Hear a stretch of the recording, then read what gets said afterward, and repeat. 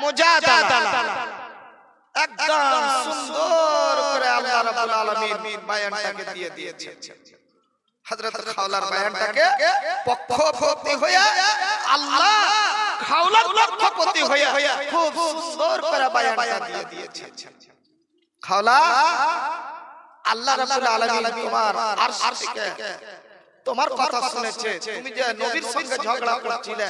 ওইগুলো আল্লাহ সবই শুনেছে। তাহলে কথাটা শুনো, তুমি তালাক হওনি, তুমি তালাক হওনি। এটা জাহিলিয়াতের যুগের তালাক, কিন্তু কথাটা খুব নোংরা, কথা খুব নোংরা। কেন? আমার বাপজান ভাই জানেরা, আমার অনেক তরুণ যুবক ভাইদেরকে দেখি নতুন নতুন বিয়ে হয়ে আছে বা দুটো চারটা ছেলের মা হয়েছে, নিজের স্ত্রীকে নাই অন্যায় করে গালি দেয়, গালিগালাজ করে। মানে ওর বাপ তুলা, ওর মা তুলা, বংশ তুলা, বংশ তুলা গালিগালাজ করে। কিন্তু খবরদার আপনি গালি দিবেন না। কেন? যদি আপনি গালি দেন, হাদিসের মধ্যে পাওয়া যায় যেই মানুষটা গালি দেয় ওই গালিটা ওরই উল্টা বাপ মাকে লাগে। যাকে কেন্দ্র করে গালি দিবে, আপনি আপনার স্ত্রীর বাপ মাকে চিরা গালি দিবেন, আপনার স্ত্রীর বাপ মাকে লাগে না, ওইটা উল্টা আপনার বাপ মাকে লাগে। এবার আপনি বলেন, আপনি যদি নাই অন্যায় করে ওই জঘন্য ভাষায়, মানে জঘন্য ভাষায় যদি আপনি গালিগালাজ করেন, মাকে আর শাশুড়িকে আর শ্বশুরকে যদি সালা সালি তুলে যদি আপনি গালিগালাজ করেন, আল্লাহ উল্টা আপনার বাবার কাছে চলে আসবে, গালিটা দিয়ে আপনার বাবা আপনার জন্য সালা সালি হবে। পারবেন সহ্য করতে? আপনি পারবেন না, বাবা সহ্য করতে পারবেন না। ওই জন্য খবরদার গালিগালাজ করতে পারবেন না, কেউ কাউকে গালি দেওয়া করতে পারবেন না। যদি গালি দেন তাহলে উল্টা আপনার গালিটা আপনাকে লাগবে, আপনাকে আপনার গায়ে লাগবে। সুবহানাল্লাহ, তার মানে গুনাহটা আপনাকে হবে। বন্ধু আমার, একবার আপনি চিন্তা করে দেখুন তো, তাহলে করতে হবে আপনার স্ত্রীকে আপনি অন্যায় ভাবে গালি দিতে পাবেন না, জঘন্য ভাষায় গালিগালাজ করতে পাবেন না। একদম ইসলাম আপনার উপরে হারাম করে দিয়েছে, মানা করে দিয়েছে। খবরদার আপনি গালিগালাজ করতে পাবেন না। এবার কথা থাকলো কি, ওই যে জাহিলিয়াতের যুগের কথা, তোমার পিঠখানা আমার মায়ের পিঠের মতো। খাওলার স্বামী যে বলেছিল জাহিলিয়াতের যুগের কথা, এটা করে জঘন্য কথা। এখন যদি আপনি যদি কাউকে বলে দেন, আপনার স্ত্রীকে বলেন রাগের জ্বালায় যে তুই আমার মায়ের মতো, তুই আমার মায়ের পিঠের মতো, তুই আমার হাড়ের মুখের মতো, তুই আমার খালার মুখের মতো, মানে তুলনা দিয়ে দিলেন আপনি, তাহলে এটা হারাম হয়ে যাবে, আপনার হারাম হয়ে যাবে। তাহলে স্ত্রীটা আপনার জন্য হারাম হয়ে যাবে। কতক্ষণ হারাম? যতক্ষণ খাওলা হারাম ছিল আপনার জন্য তালাক হয়ে যাবে না, কিন্তু আপনার জন্য হারাম হয়ে যাবে। কতক্ষণ হারাম? এই ব্যাপারে আপনি ফয়সালা দেন, আল্লাহ কি ফয়সালা দিয়েছেন। বন্ধুরে আমার, হযরত খাওলা রাদিয়াল্লাহু তাআলা আনহাকে আল্লাহ রাব্বুল আলামিন ফয়সালা দিয়া পাঠালেন, এ নবী তুমি যাও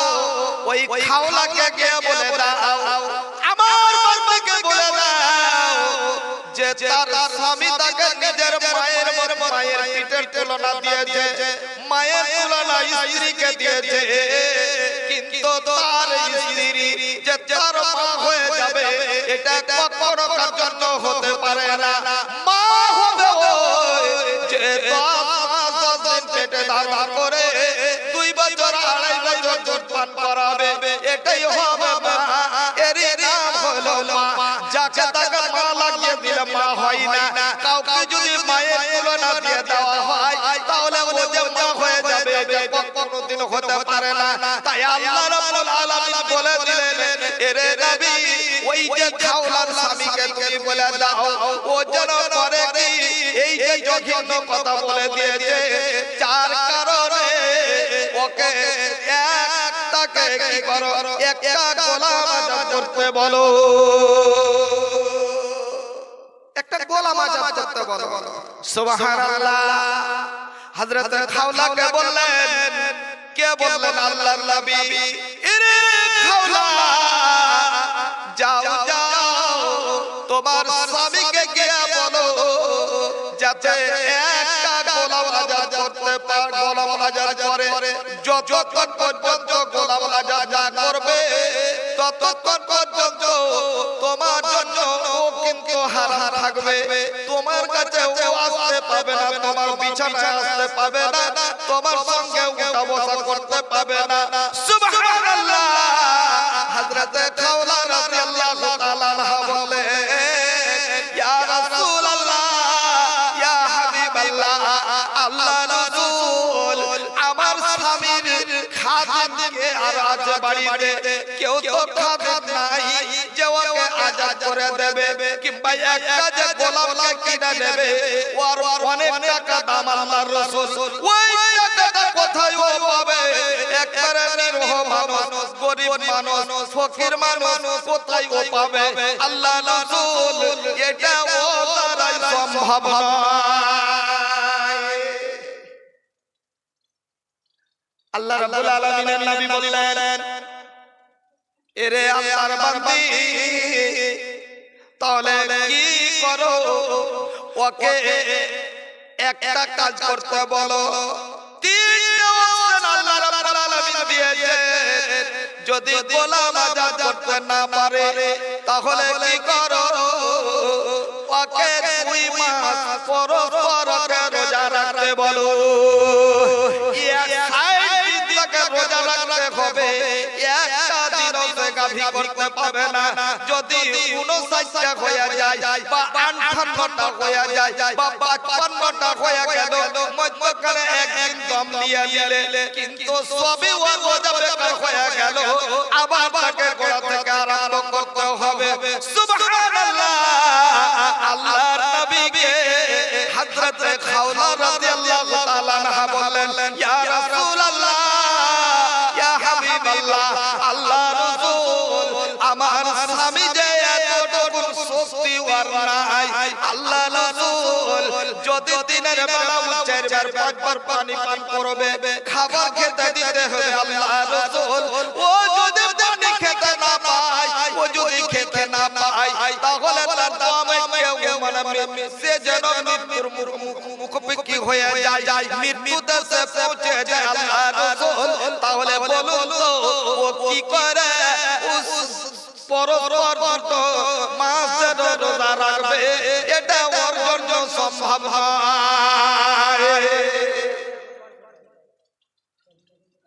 বলে এটাও পারবে না না এটাও পারবে না আল্লাহর রাসূল এটাও পারবে না খালি ওর মুখখানটা জোড়া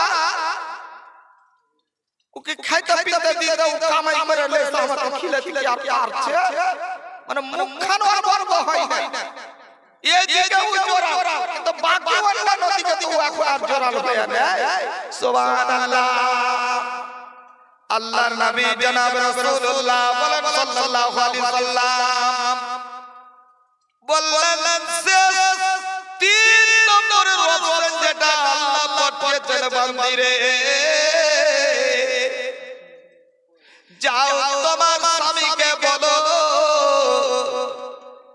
যাতে ও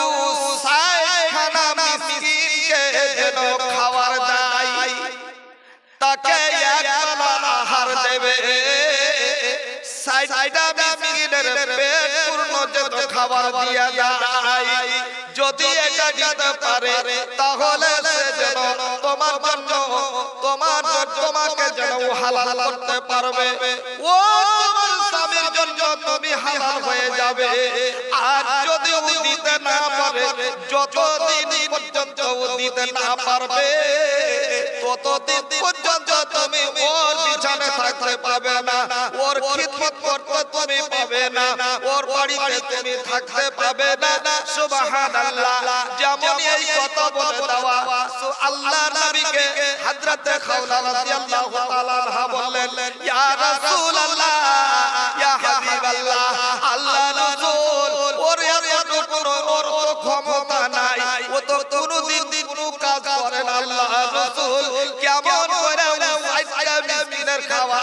হাঁটাবে ইয়া রাসূলুল্লাহ যদি আপনি কিছুটা হেল্প করেন তাহলে কোনো ব্যবস্থা করা যাবে আল্লাহ নবীকে হযরত খাওলা বললেন একটা বর্ণনায় পাওয়া যায় ইয়া রাসূলুল্লাহ আমার বাবার বাড়িতে কিছু আমি মাল ধন পেয়েছি আল্লাহ রাসূল ওই মালটাকে আমি জমা দিয়ে দেব যদি আপনি কিছু সহযোগিতা করুন সুবহানাল্লাহ আল্লাহ রাসূল কিছু সহযোগিতা করলেন আর ওই বাবার বাড়ি থেকে যেই ধন মাল নিয়ে এসেছিল টাকা পয়সা দিয়ে এসেছিল ওখান থেকে ও কিছু মাল সহযোগিতা করলো দুইজনের মালকে একটে করে 60টা মিসকিনের আহার হাঁটালো 60টা মিসকিনকে খাবার খাইয়ে দিল খাবার খাইয়ে দেওয়ার পরে সুবহানাল্লাহ তারপরে ওর জন্য কাফারা আদায় হয়ে গেল বন্ধুরে আমার এটাকে কাফারা বলা হয় এই কাফারা যতক্ষণ পর্যন্ত না দেবে ততক্ষণ পর্যন্ত আপনার স্ত্রী আপনার জন্য হালাল হবে না কিন্তু চিরদিনের মতো যে তালাক হয়ে যাবে তালাকও পর্যন্ত হবে না ভাইরা আমার বন্ধুরে আমার আল্লাহ রাব্বুল আলামিন কোরআনের মধ্যে ঘোষণা করলেন ওয়া ইযা সাআলাকা ইবাদি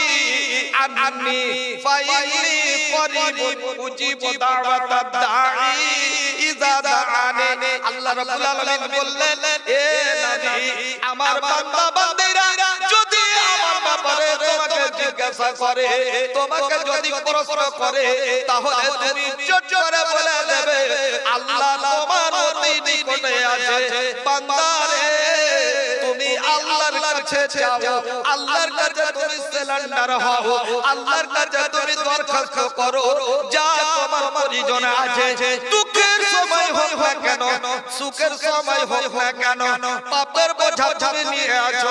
তুমি আল্লাহর কাছে সারেন্ডার হও এই ব্যাপারে আল্লাহর কাছে দরখাস্ত করো রব্বুল আলামিন আমার ওই জিনিসটা পরিজন আছে আল্লাহ তুমি আমাকে দাও অমুক কাজটা আমি আমার পরিজন তুমি পূরণ করো আল্লাহ অমুক গুনাহটা আমি করে রেখেছি তুমি আমাকে ক্ষমা করে দাও বন্ধুরে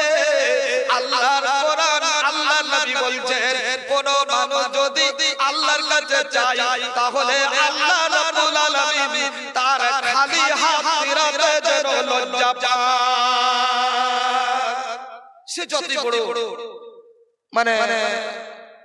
পাপী হোক না কেন যতই বড় গুনাহগার হোক না কেন মানুষ চাইতে সে পারে এখন অবধি মানুষ